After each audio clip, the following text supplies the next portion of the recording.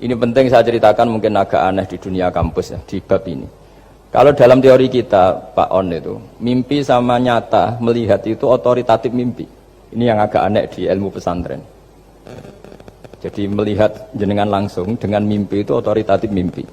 Karena mimpi, ru'yal mukmin dijamin oleh Rasulullah sama dengan 46 juz'un minan nubuwah. Jadi persennya itu besar sekali, 46% dari juz'un minan nubuwah, otoritatifnya.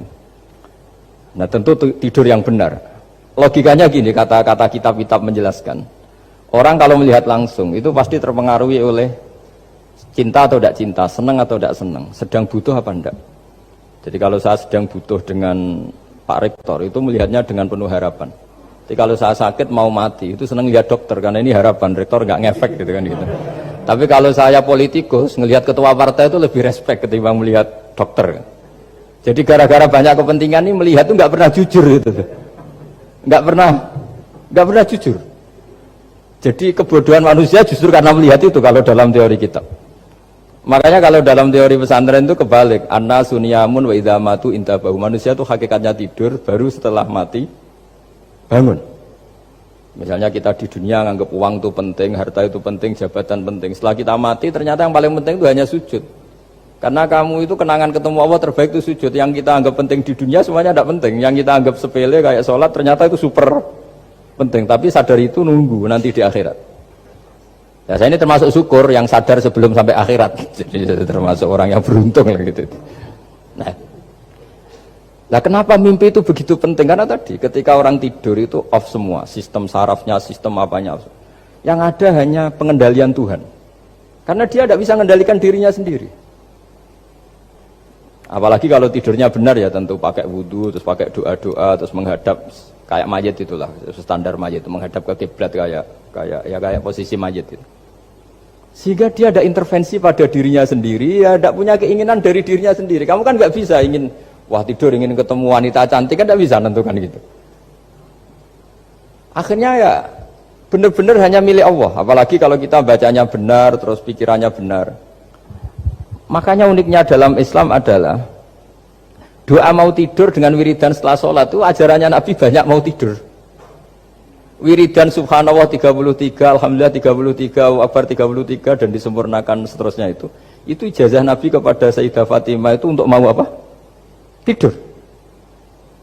Bismika wada'tu jambi wa bismika arfa'u, sampai doanya panjang.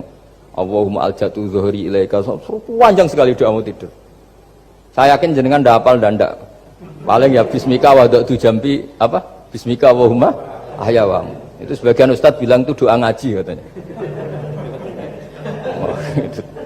Ada seorang ustadz saking mangkelnya, ibu sudah baca doa ngaji belum? Tak juara bismika Allahumma ahya bismika wa amut. Wah itu kan doa mau tidur Pak Ustadz. Iya biasanya kalau ngaji tidur. Jadi doa itu kalau itu doa mau. Akhirnya mimpi itu penting. Karena di situ manusia nggak punya nafsu, nggak punya keinginan. Sehingga yang ada itu kata Nabi itu ada sittatun wa arba'una juz'an minan nubuwah. Sehingga dulu itu mimpi itu jadi sarana betul. Kita tahu kan cerita orang-orang dulu. Fir'aun itu kurang jahatnya, kurang kelirunya. Dia mimpi ada api dari Bani Israel yang membakar kerajaannya.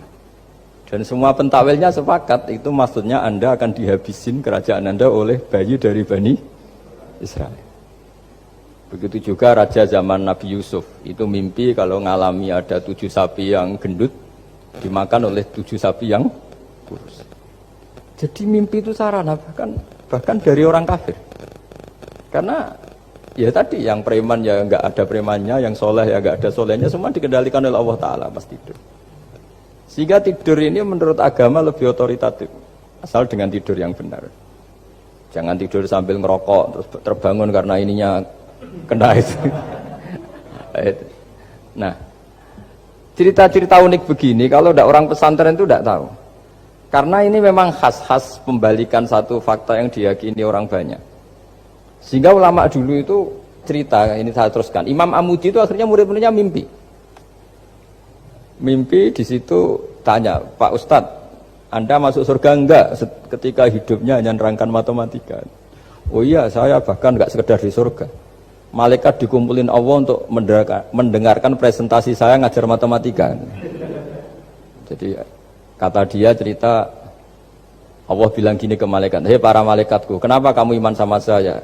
Ya karena saya melihat engkau ya Allah, melihat kekuasaan engkau. Tapi imannya orang ini itu melebihi iman kamu.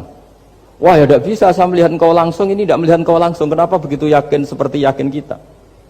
Oh iya. Terus Imam Mahmudi, silahkan ajari matematika. Mahmudi mulai ngajari matematika. Terus beliau ngajari ya sederhana.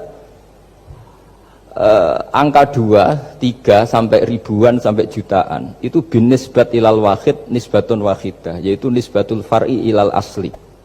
Hanya ngajar itu dok. Dunia ini apapun banyaknya variannya, apapun banyak makhluknya, itu semuanya adalah nisbatul far'i ilal asli. Angka 2 ya cabangnya 1, 1 juta ya cabangnya 1, semua itu dimulai dari 1. Jadi di mana-mana hitungan itu dimulai dari 1. Dan 1 ini harus ada, yaitu Tuhan. Matematika akhirnya malaikat, wah keren juga maksudnya. Keren juga maksudnya. Akhirnya Allah bilang, dan itu didawuhkan juga oleh Rasulullah SAW, tuba liman amana bi walam yaroni. Yang hebat itu imannya orang yang enggak melihat saya. Makanya masyhur itu, malaikat ditanya Allah, siapa imannya yang paling kuat? Ya kita, karena melihat engkau langsung ya Allah. Para nabi. Terus tapi yang dari sekian pertanyaan itu jawab sama, yang paling ajaib adalah umat-umat Muhammad di akhir zaman, enggak menangi nabinya, juga enggak pernah lihat surga neraka, tapi iman sama saya. Dan mereka punya cara untuk imannya ini berkualitas sama dengan kamu para malaikat. Ya diantaranya dengan cara logika tadi yang saya utarakan tadi. Am khuliqu min ghairi syai'in am humul khaliqun. Kalau alam raya ini wujud, maka penyebabnya harus sesuatu yang wujud. Masa sesuatu yang enggak wujud menyebabkan yang wujud? Kalau angka 10 ada, 1 juta ada, pasti dimulai angka 1. Makanya nisbatus naini wal arba'ah ila ma la nihayatalaha, itu semuanya nisbatul far'i ilal asli. Semua angka berapapun jumlahnya itu binisbat ilal wahid adalah nisbatul far'i ilal asli.